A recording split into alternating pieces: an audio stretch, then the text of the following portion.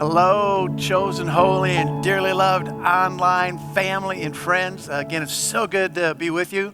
As promised, we are going to have an amazing worship celebration. The songs that are coming your way, hopefully the message will be good. Before we get to that, just a very quick update with our friends from Thailand and Laos and Vietnam. So here's a picture of me, Function 2, in Chiang Mai, Thailand, and the group meeting in a hotel room in Vietnam.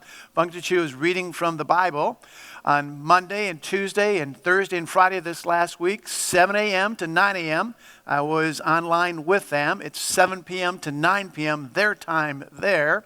And we had a great time to hear their laughter, to watch them engage in the learning and the Bible. Here's a next picture of the kind of the lead pastor and his wife.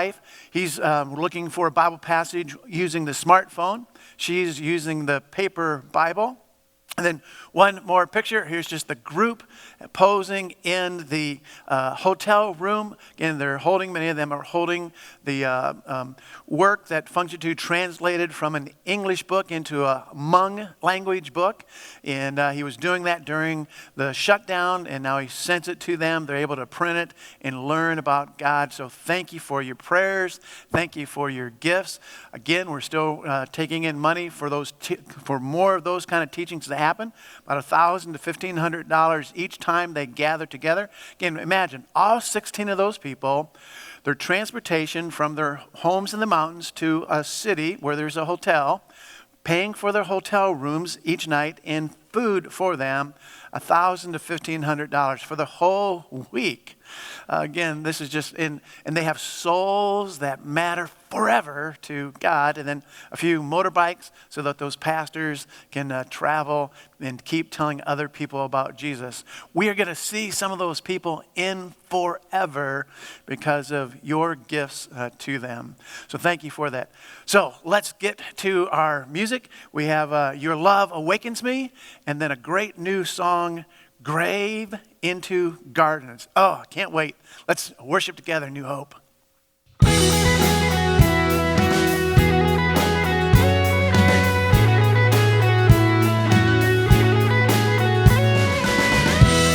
were walls between us. By the cross you came and broke them down. You broke them down. There were chains around us, and by your grace we are no longer bound. No longer bound. You call me out of the grave. You call me into the light. You called my name and then my heart came alive. Your love is greater. Your love is stronger. Your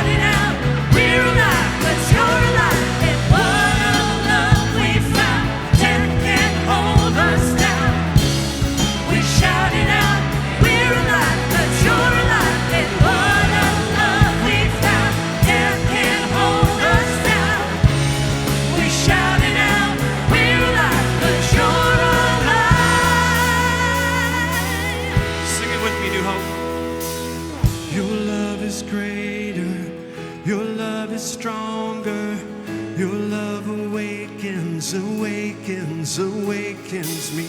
Your love is greater, your love is stronger, your love awakens, awakens, awakens me.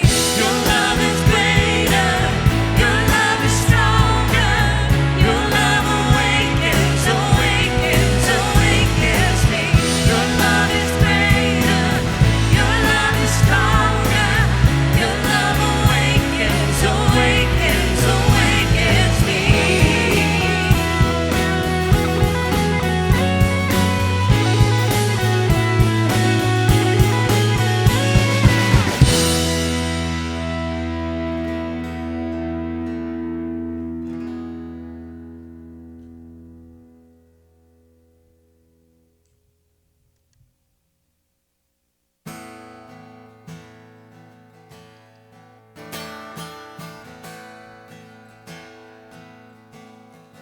I searched the world,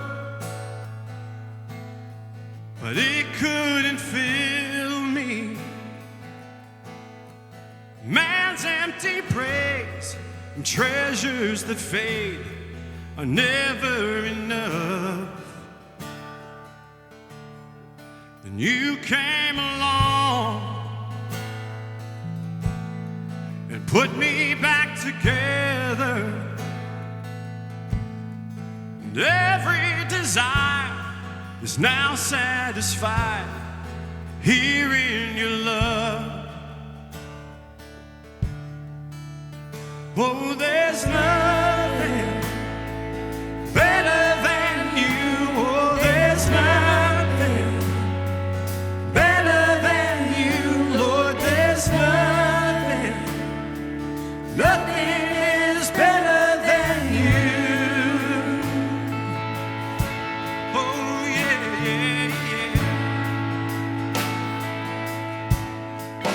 I'm not afraid to show you my weakness, my failures and flaws. Lord, you've seen them all, and you still call me friend.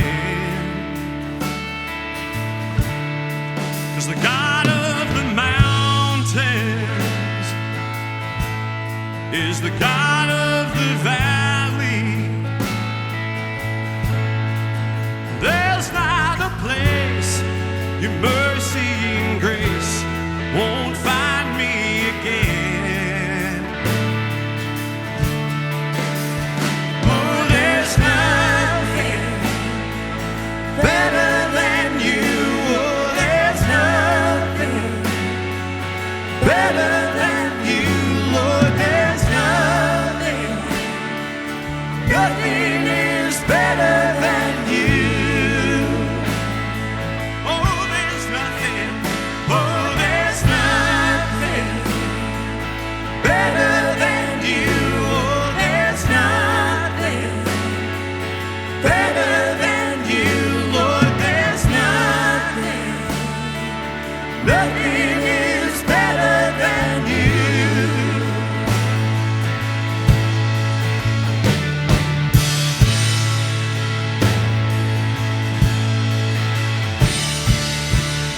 You turn mourning to dancing.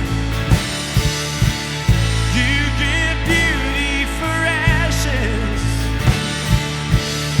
You turn shame into glory. You're the only one who can. Sing it with me. You turn mourning to dancing. You give beauty for ashes. You turn shame into glory. You're the only one who can. You turn praise into gardens. You turn bones into armies. You turn seas into highways. You're the only one who can. You're the only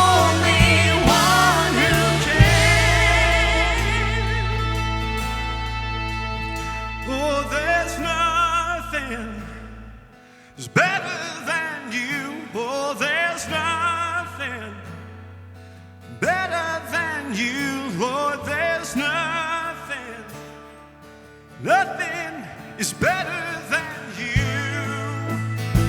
Oh, you. Oh, there's nothing better than you. Oh, there's nothing better than you, Lord. There's nothing, nothing is better than you. Oh, here we go. Tell it. You turn graves into gardens. You turn bones into armies. You turn seas into highways. You're the only one who can. You turn graves into gardens. You turn bones into armies. You turn seas into highways.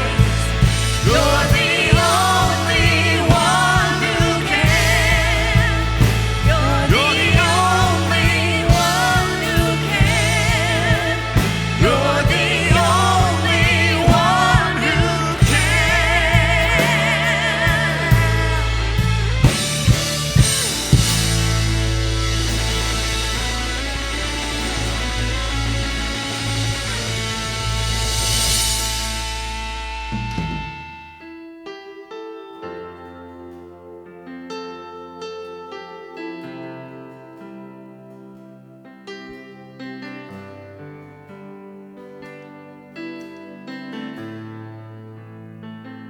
You are here, moving in our midst. I worship you. I worship you. You are here, working in this place. I worship you. I worship you. You are waymaker, miracle worker, promise keeper, light in the darkness. My God, that is who you are. You are waymaker, miracle worker, promise keeper, light in the darkness. My God, that is who you are.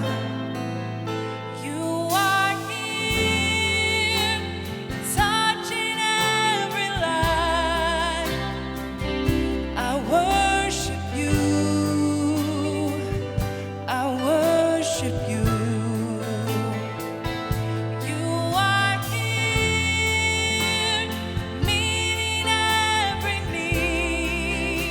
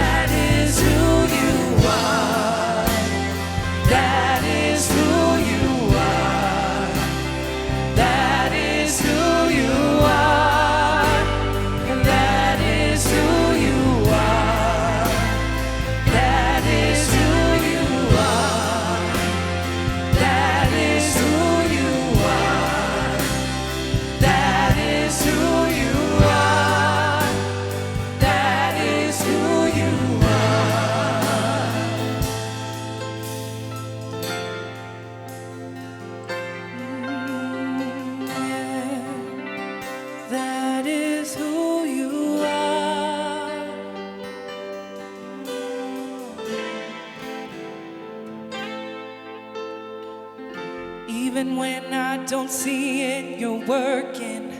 Even when I don't feel it, you're working. You never stop working. You never stop working. Even when I don't see it, you're working. Even when I don't feel it, you're working. You never stop working. You never stop working. Even when I don't see it, you're working. Even when I don't feel it, you're working. You never stop working. You never stop working. Waymaker, miracle worker, promise keeper, light in the darkness, my God, that is who you are. Oh, waymaker, miracle worker, promise keeper, light in the darkness, my God, that is who you are. That is who you are. That is who you are. That is who you are. That is who you are. That is who you are. That is who you are. That is who you are. That is who you are.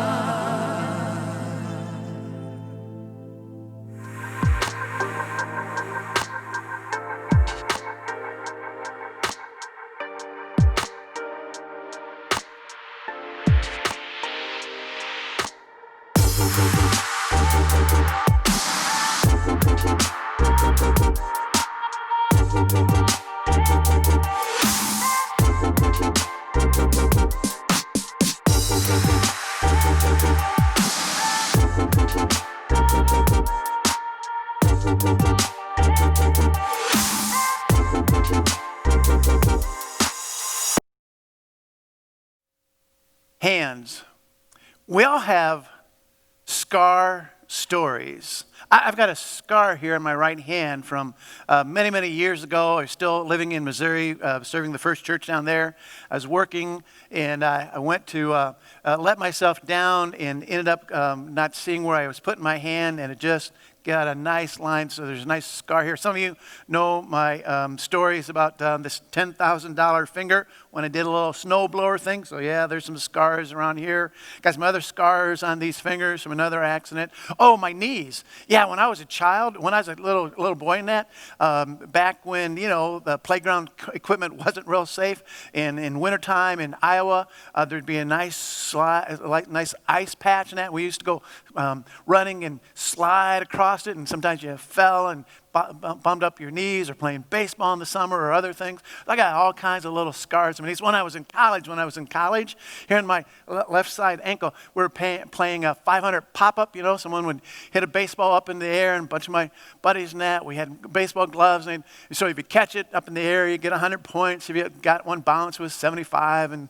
so that sort of thing. So I think it was just a beautiful, beautiful fall day in college, or maybe it was a spring day, don't even remember. So we were playing, I think I was playing in bare feet, and somebody was playing with their baseball cleats, and so we both went up for the ball, and he came down and caught the outside of my ankle, and yeah, there were some stitches. So we all have scar stories. Hey, can I see your hand if you do not have any scars? That's what I thought. Yep, I don't see anybody raising their hand on the other side of the screen, because we all have scars. All of us have scars. So maybe if you're with someone, or maybe you can have a conversation with someone a little bit later after this.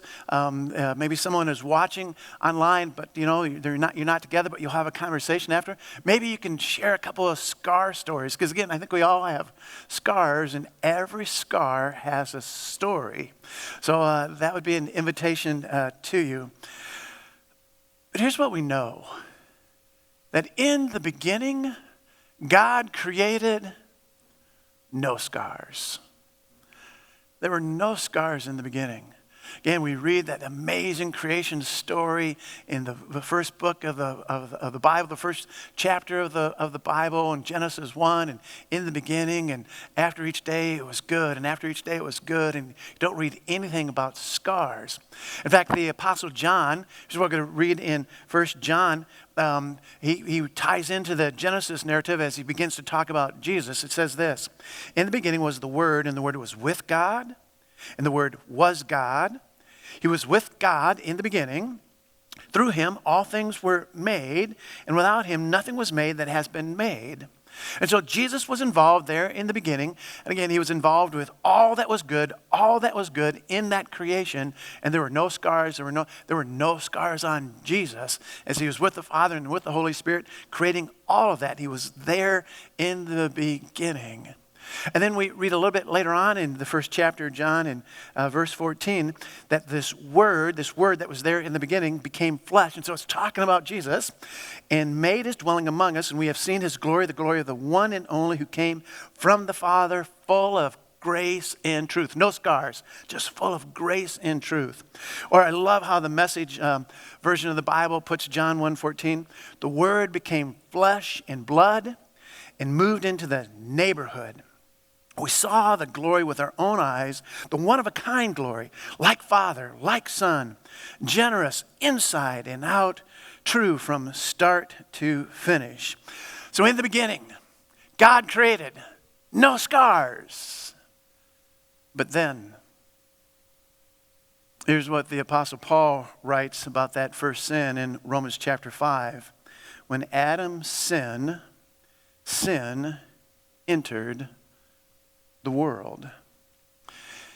And we just know this, that because of sin, there are scars. Sin scars us. Hey, here's a question I had never thought before this week. How long before Adam's first scar after they would put out of the garden? Bet you it probably wasn't long. Again, there was going to be thorns and thistles. He was going to have to work the dirt of the ground to raise, and it wasn't going to be easy. Or how about Eve? How long before her first scar? So when we think about scars, I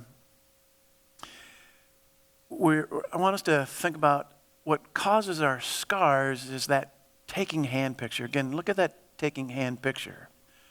We take things in our hands now, and some of those things that we take in our hands, we shouldn't take in our hands.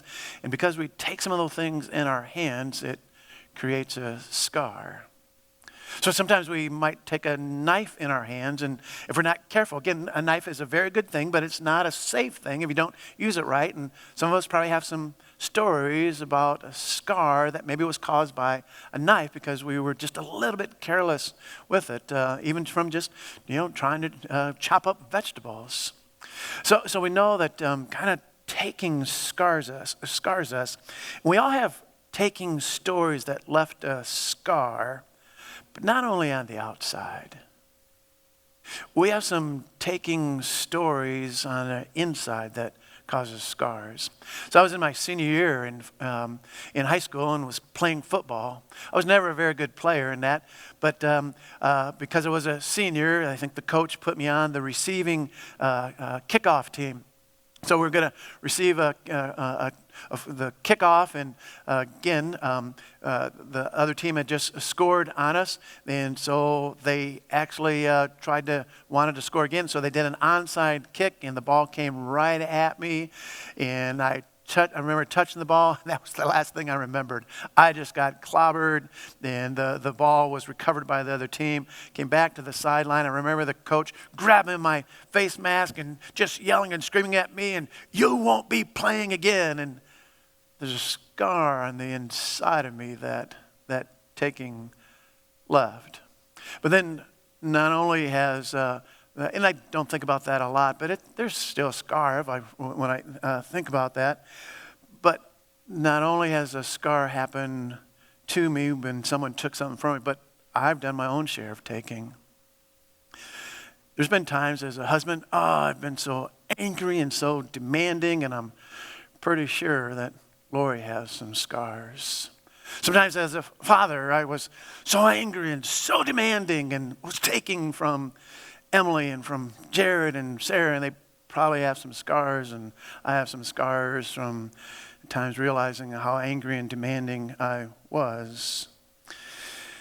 So what's one or two stories taken from you that have left a scar, not on the outside, but on the inside? Maybe what's one or two stories that you have taken that have left a scar on the inside of somebody else? So we've all done that taking. But now, what about letting go? In that hand of the motion of just letting go. What happens to us when it seems there is no letting go of what we have taken or what has been taken from us? Again, we all have scars.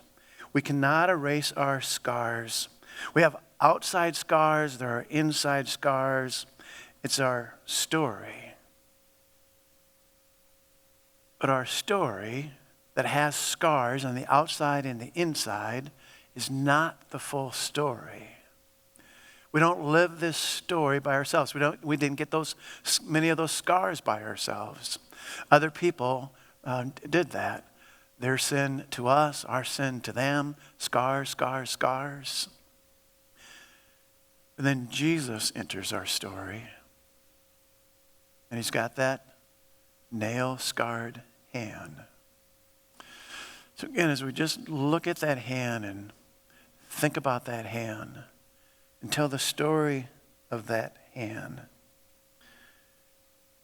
we might just ask this question: what happened to your hand? As we look at that hand today, of Jesus' nail-scarred hand, there's a story there. Again, we know that in the beginning, and when Jesus was first born as a baby, as we'll celebrate at Christmas again this year, then as he went through his life, I don't know if he had some outside scars. Maybe as the Son of God, he probably didn't have a lot of inside scars. But we know he ended up with nail scars in his hands. And so it tells us a story. And those nail scars are for our scars. And there's a part of the picture of heaven that I think probably this scar is going to be gone, and these scars are going to be gone, and the scar on my ankle is going to be gone, and the scars on my inside are going to be gone. But I imagine, and maybe we can imagine together, that the scars in the hands of Jesus will not be gone. There'll always be a reminder of the story of how we got from here to there. And as we go through the series of Never a Day Without, and looking at these four hands and thinking about these four hands and seeing how these four hands play out in our lives every day, in our theme, a couple of our theme Bible passages is from Hebrews 12. Let us fix our eyes on Jesus. Let us fix our eyes on Jesus. Let us fix our eyes on Jesus and that perfect nail-scarred hand, because it's the story for us. And the other Bible passage is Romans 2, verse 4. Or do you show contempt for the riches of his kindness? There's kindness in that nail-scarred hand. His tolerance and his patience. Oh, the patience that's in that nail-scarred hand for each one of us. Not realizing that God's kindness leads you toward repentance so that we would let go of some of the things that have scarred us. But today, as we gaze at the picture of Jesus' nail-scarred hand, that we can pray the Lord's Prayer together and just look at that hand, keep your eyes open, and let's pray with our open hands the Lord's Prayer. Our Father, who art in heaven, hallowed be thy name. Thy kingdom come, thy will be done on earth as it is in heaven. Give us this day our daily bread, and forgive us our trespasses as we forgive those who trespass against us. And lead us not into temptation, but deliver us from evil. For thine is the kingdom, and the power and the glory forever and ever. Amen. So again, with our hands still open, let's look at that picture of our open hand and our thanking hand. There's just something about our open hand that Jesus will take away the scars. Again, imagine one day, scars no more. Scars no more. Getting this idea from Hebrews 8, verse 12. Here's what it says in this wonderful verse. For I will be merciful, obviously it's Jesus, I will be merciful toward their iniquities. All of our taking, all of our scars, outside scars, inside scars. I will be merciful toward their iniquities, and I will remember their sins no more. Imagine when we have no more scars. Well, last time as we close, I want to put that picture of the hand of Jesus up on the screen for us to just look at and to meditate. So this year of 2020, how much has been taken away from us? So much of this year has really, in so many ways, cut us and cut other people very, very deeply in all kinds of ways. Some of us probably not so bad, but still a lot of things taken away from us. Others, and maybe some that you know, really, really, the cuts have gone deep. And so we know that when we actually get an outside cut that's going to end up leaving a scar, we know that that doesn't heal overnight. It's going to take a while. So as we keep looking at the nail-scarred hand of Jesus, we know that this hand is a cosmic, eternal nail-scarred hand. We know the story of this hand. So we're going to see the hand as we look at the picture, and we're going to see the hand without the picture. So this nail-scarred hand of Jesus, it's always over us. It's the greatest hand. Again, we know that we have that taking hand, and we do some taking every day, as we're going to keep saying. But we can do some letting go every day because of that nail-scarred hand. We can do an open and thanking hand. And so we see that Jesus is going to be with us because we know that all the things that are happening this year, that have happened, that are happening, that are going to happen, even as we come through the last number of months of this year and go into 2021, well, there's some deep wounds. And we're going to end up with some scars. But we will not end up with those scars alone. We're going to stay together as people who care about each other, as people who want to keep following Jesus together. We're going to do it because of that nail-scarred hand of Jesus. It's with us and gives us hope. It promises that even in the cutting, there will be healing. Even in the healing, in the scars that remain, Jesus is going to continue to be with us.